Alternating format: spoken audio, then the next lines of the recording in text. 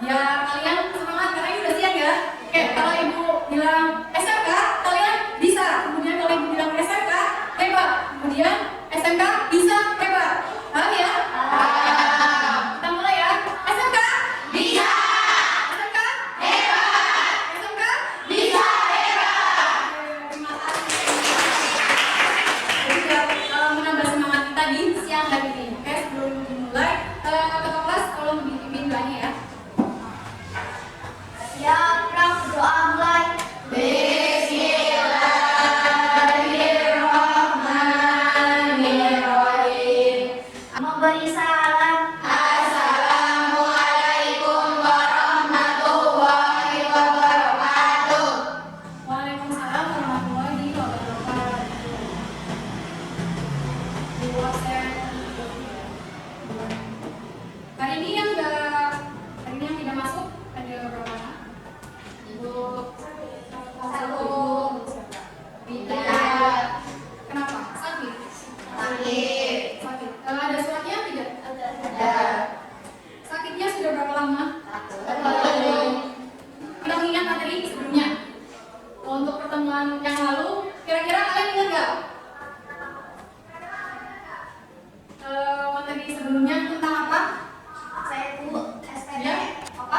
SPP. SPP itu apa? Surat pemberitahuan. Surat pemberitahuan. Jadi minggu kemarin atau minggu lalu kita membahas tentang surat dalam perpajakan ya. Sebelumnya Ibu akan menjelaskan tentang ini KD-nya tentang menganalisis data pembuatan SPT PPh pasal 21. Kemudian KD yang kedua melakukan perhitungan pajak penghasilan pasal 21. Nah, tujuan pembelajarannya itu untuk hari ini kita akan membahas tentang pengertian dan objek pajak, kemudian tarik kewenangan untuk pajak penghasilan pasal 21 ya.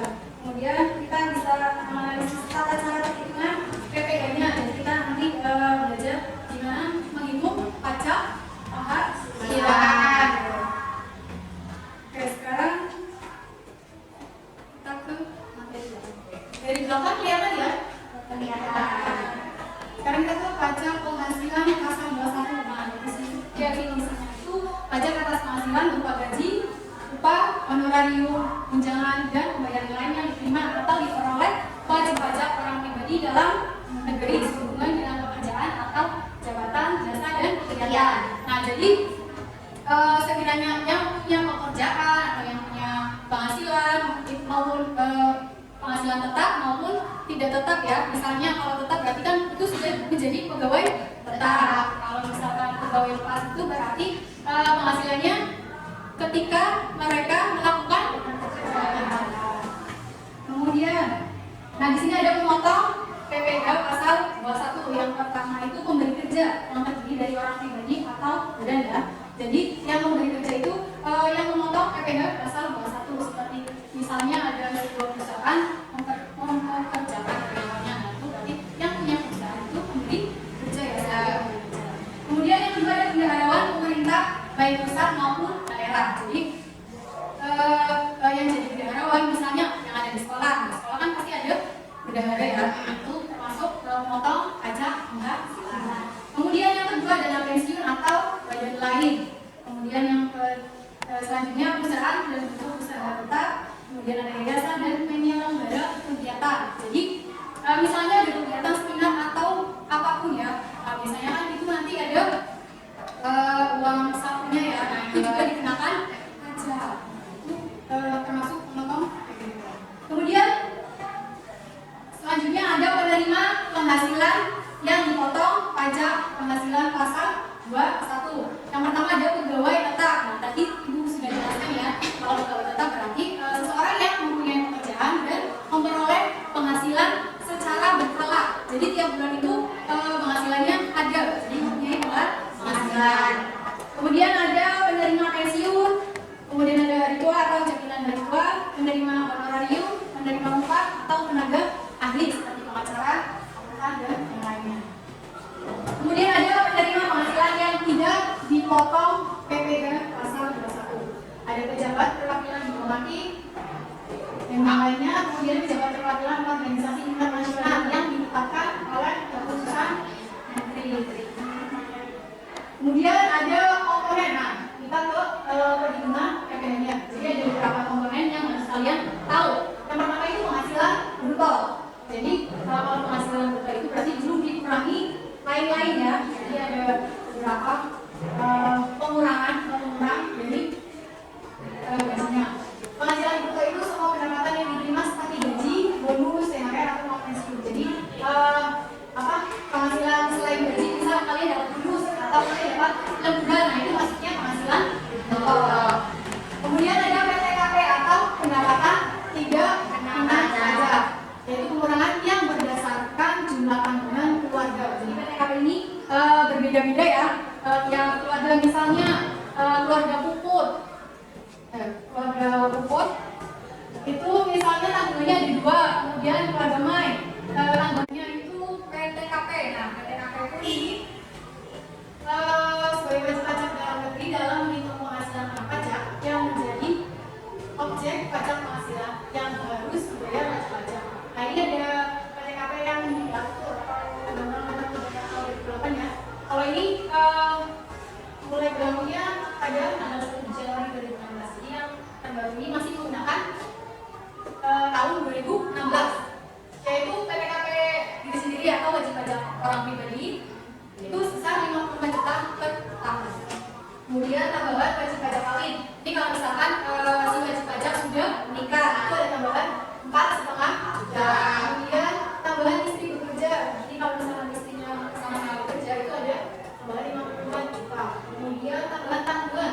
Nah untuk tanggungan ini per tanggungan itu 4,5 juta ya untuk 1 tanggungan. Nah kalau tanggungan itu maksimal 3 tanggungan. Jadi kalau misalkan mempunyai lebih dari 3 tanggungan itu berapa? 3 ya. Jadi misalkan tanggungannya ada 4 atau 5, nah kalian hanya menghitung 3 saja ya. Jadi yang keduanya itu tidak perlu di tahu nggak? Sekarang gaji 5 juta dipajakin 5%. Iya, kan gede banget. 5% kali 5 juta itu udah 250.000. Itu nilai hitungnya. Terus ada orang kerja itu harus ikutin aturan pajak penghasilan supaya dia harus pajak karyawannya. Emang pajaknya berapa kalau kita? Jadi kalau kita itu langsung diberikan dengan 5%. Nah, langsung dulu yang berikan tapi sebenarnya jadi kalau yang sebelum 5 juta itu misalnya dari kasih 60 juta, nah itu berhak atas pengurangan biaya jabatan sebesar 5% atau maksimal kita selama setahun karena kamu dan sekarang 60 juta jadi gitu. Nah 3 juta ini biaya jabatan yang kamu dapat 60 juta kurangi 3 juta hasilnya 57 juta. Oh jadi pajaknya 57 juta kali 5% belum selesai. Itu namanya penghasilan itu kami masih berhak atas pengurangan penghasilan yang namanya PTKP atau penghasilan tidak kena pajak sebesar 50 juta. Nah 57 juta dikurangi 50 juta. Oke, sekarang ibu mau kalian bikin kelompok ya. Jadi kelompok 1, kelompok 2, kelompok 3, kelompok 4 ya. Terus yang di belakang ya. Sekarang kita mau kelompok. Jadi orang beri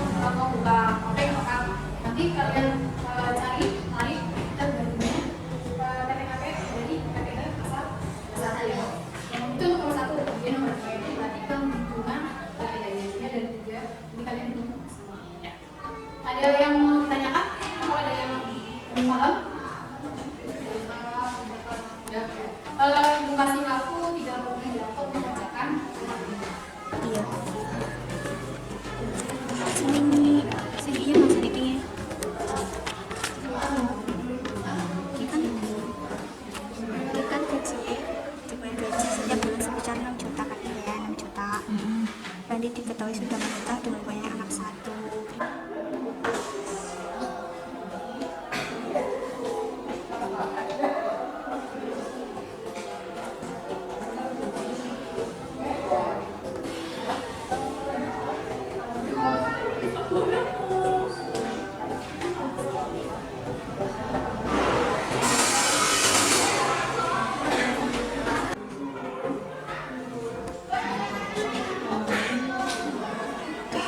Kelas 12 dikali 5.700.000 kali 5.700.000 68.468.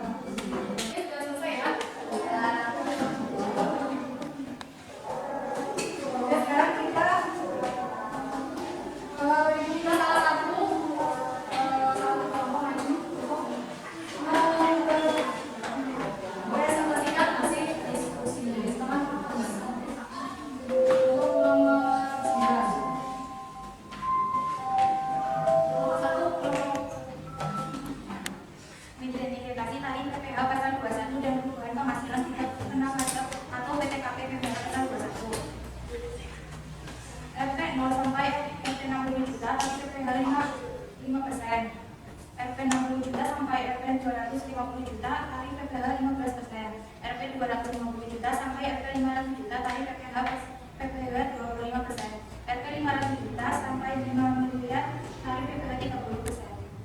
Oke, ada yang beda? Oke, kita beri aplaus untuk kelompok. Jadi bisa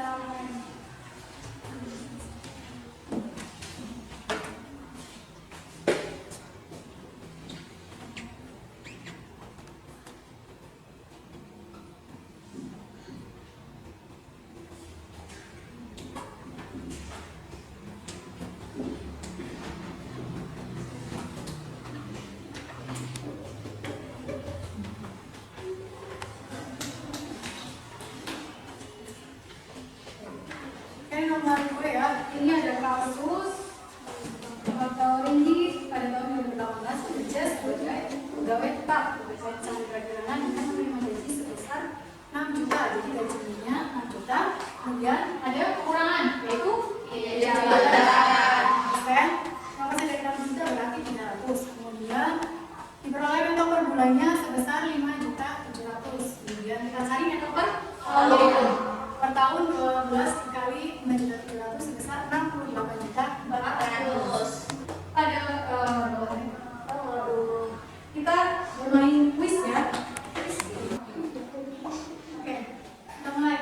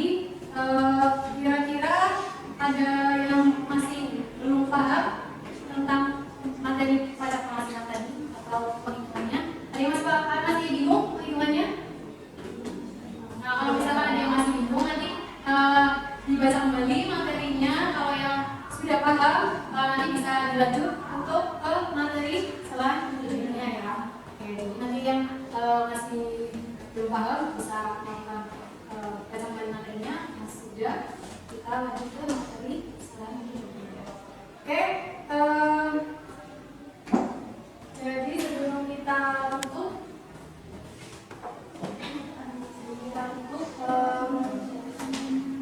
kesimpulannya adalah untuk hari ini pembelajaran hari ini tentang pajak penghasilan. Jadi walaupun kita ditempatkan atau kita menerima gaji atau penghasilan yang sama dengan teman kita, walaupun sama, tetapi untuk tanggungannya berbeda-beda. Otomatis pajaknya juga berbeda. Kemudian tarif pajaknya juga ada lapisan-lapisannya ya, ada lapisan. Untuk lapisan yang terbaru itu tarif pajaknya berapa persen dari 5% 0 sampai 60. Kemudian selanjutnya 16 dari berapa sampai berapa? 250. Selanjutnya 500 juta. Selanjutnya 30%.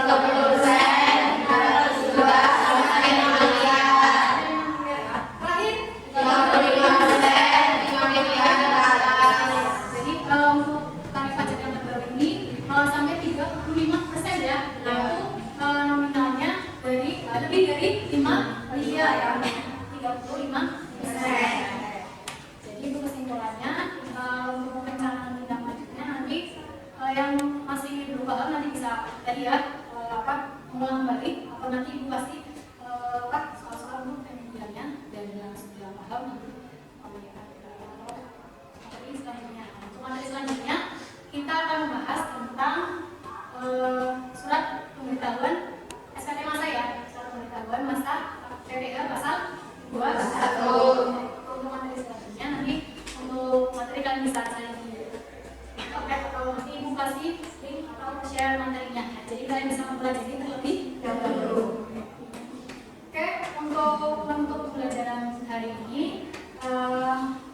Ibu akhiri. Assalamualaikum warahmatullahi wabarakatuh. Waalaikumsalam